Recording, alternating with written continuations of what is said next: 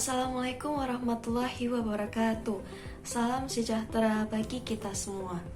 Halo semuanya, bagaimana kabarnya hari ini? Semoga selalu dalam keadaan sehat ya. Hari ini kita akan mempelajari klasifikasi dan jenis kelompok sosial yang ada di masyarakat. Sehingga tujuan pembelajaran pada hari ini, setelah nanti siswa belajar, diharapkan dapat memahami dan mengidentifikasi jenis kelompok sosial yang ada di masyarakat. Oke, apa saja sih klasifikasi dan jenis kelompok sosial? Mari kita belajar bersama. Masih ingat kelompok sosial itu apa? Ya, kelompok sosial merupakan himpunan manusia yang saling berhubungan timbal balik satu sama lain di dalam suatu struktur yang sudah mempunyai pola yang matang. Di dalam suatu masyarakat tentunya banyak sekali contoh-contoh ataupun bentuk kelompok sosial. Maka dari itu, klasifikasi kelompok sosial dibagi menjadi beberapa. Yang pertama ada kelompok teratur, yang kedua ada kelompok tidak teratur, dan yang ketiga ada kelompok teritorial. Nah, mari kita bahas satu-satu. Yang pertama, ada kelompok teratur. Kelompok teratur merupakan kelompok di mana setiap anggotanya itu sadar bahwa ia adalah bagian dari kelompok tersebut, sehingga dapat dikatakan bahwa di dalam kelompok tersebut itu ada hubungan timbal balik, di mana setiap anggota itu sadar dan mengakui bahwa saya merupakan bagian dari anggota tersebut. Nah, di dalam kelompok teratur ini juga dibagi menjadi beberapa sub atau beberapa bagian. Yang pertama, di kelompok teratur ini ada kelompok dasar. Kelompok dasar merupakan kelompok yang dibentuk secara spontan dari bawah untuk melindungi anggota-anggotanya terhadap tekanan negatif dari masyarakat besar, sekaligus juga berfungsi sebagai sumber bagi pembaruan masyarakat itu sendiri. Contohnya adalah kelompok polisi yang dibangun di suatu kampung yang ternyata kampung itu melahirkan pelaku kriminalitas. Nah, ketika kita melihat bahwa di suatu kampung misalnya nih terdapat banyak sekali pelaku kriminalitas. Nah, di sini tentunya di kampung tersebut itu berpotensi melahirkan pelaku-pelaku kriminalitas yang lain atau yang baru, karena tanpa disadari kan pasti di lingkungan sekitar juga mencontoh pelaku-pelaku dari perilaku kriminalis ini, sehingga dibentuklah kelompok polisi di sini itu bertujuan untuk menekan supaya tidak lagi melahirkan pelaku perilaku kriminalitas. Kelompok yang kedua ada kelompok primer dan kelompok sekunder. Kelompok primer merupakan kelompok-kelompok yang ditandai dengan ciri-ciri saling mengenal di antara anggota-anggotanya, dan juga setiap anggotanya itu saling bekerja sama dengan erat dan bersifat pribadi. Di kelompok primer ini mempunyai ciri-ciri di mana hubungan sosial dalam kelompok primer ini biasanya bersifat informal atau tidak resmi, akrab dan juga personal. Misalnya saja keluarga, klan, dan lain-lain. Sedangkan kelompok sekunder itu adalah kelompok yang tidak didasarkan pada hubungan pribadi yang bersifat sementara. Hubungan sosial di sini bersifat formal, impersonal, dan segmental didasarkan pada manfaatnya. Manusia sebagai pribadi dalam kelompok sekunder itu kurang mendapatkan perhatian, sebab yang menjadi pusat perhatian adalah tugas dan prestasi kerja. Misalnya saja nih, di suatu perusahaan, aspek yang dihargai dari seseorang adalah dari kepandaian, keterampilan, kelulusan bekerja sama, dan juga bagaimana kepemimpinannya. Sehingga di sini di kelompok sekunder ini memang biasanya itu bersifat formal dan berada di suatu instansi seperti itu. Nah, yang ketiga ada kelompok formal dan informal.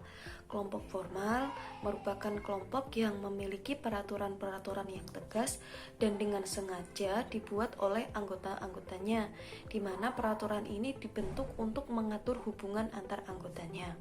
Contohnya saja itu partai politik.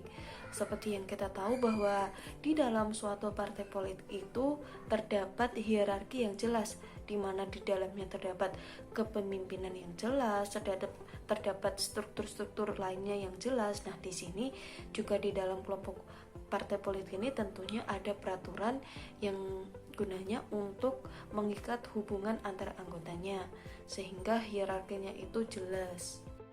Kemudian yang terkait dengan kelompok informal itu merupakan kelompok sosial yang terbentuk karena pertemuan-pertemuan yang berulang atau secara intens, di mana dalam pertemuan tersebut antar anggotanya itu merasa memiliki kepentingan atau pengalaman yang sama.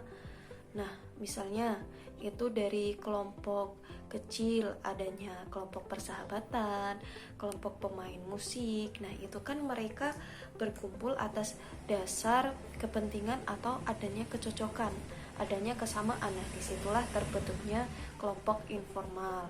Dari katanya saja informal, sehingga di sini berbeda dengan kelompok formal, tidak terlalu kaku ataupun tidak ada peraturan-peraturan yang tegas untuk mengikat hubungan antara anggotanya. Nah, yang selanjutnya area kelompok okupasional dan kelompok volunteer.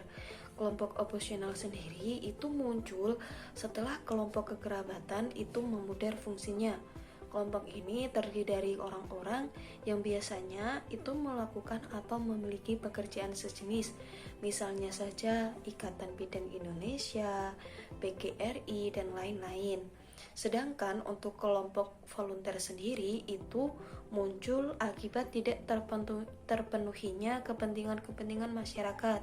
Biasanya kelompok ini mencakup orang-orang yang memiliki kepentingan yang sama, tetapi tidak mendapatkan perhatian dari masyarakat tanpa mengganggu kepentingan masyarakat luas. Misalnya saja relawan bencana alam atau relawan penanggulangan pandemi COVID-19 yang terjadi pada saat ini. Nah, yang selanjutnya dari kelompok tidak teratur ini, yang pertama ada yang namanya kerumunan. Apakah kalian masih ingat di pertemuan pertama di PPT ada gambar beberapa orang yang sedang berada di halte bus? Apakah mereka termasuk kerumunan? Nah, mari kita lihat. Kerumunan merupakan suatu kelompok sosial yang bersifat temporer. Artinya, kerumunan itu akan tetap ada selama orang-orangnya itu secara fisik hadir di tempat tersebut. Apabila orang-orang tersebut bubar, maka secara otomatis kerumunan itu sudah tidak ada lagi. Kerumunan di sini itu tidak terorganisasi, tidak memiliki pemimpin, dan tidak ada pembagian kerja maupun pelapisan sosial. Artinya, kedudukan setiap orang dalam suatu kerumunan itu sama. Misalnya apa saja? Nah, misalnya kerumunan masyarakat di acara Car Free Day.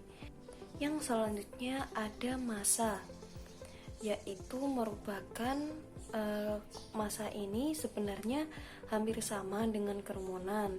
Namun pada umumnya massa terbentuk adanya suatu perencanaan dan memiliki pemimpin yang menggerakkan, sehingga proses terjadinya bukan merupakan sesuatu yang spontan lagi, karena hari-hari sebelumnya itu memang sudah direncanakan.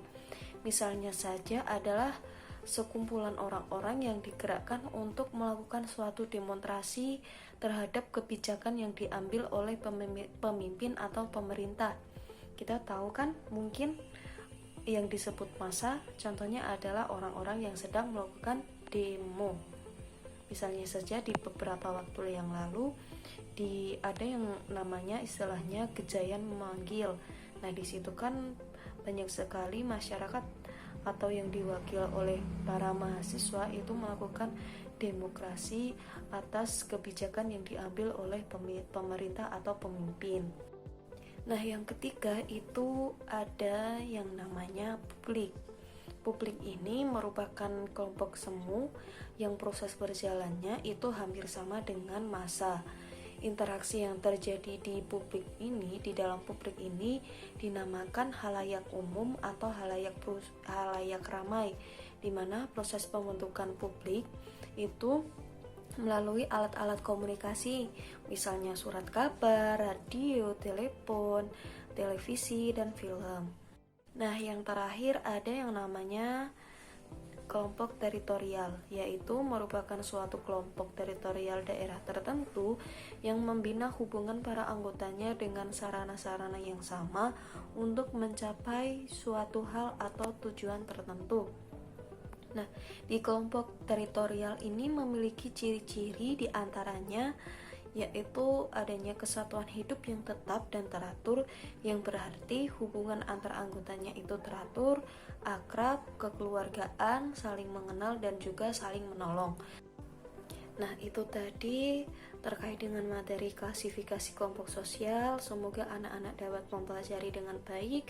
Untuk jenis-jenis kelompok sosial, anak-anak bisa mempelajari sendiri ya di buku yang sudah saya bagikan di pertemuan awal. Cukup sekian pembelajaran pada hari ini. Tetap jaga kesehatan, jaga diri, tetap lakukan 5M. Sampai jumpa lagi. Dah.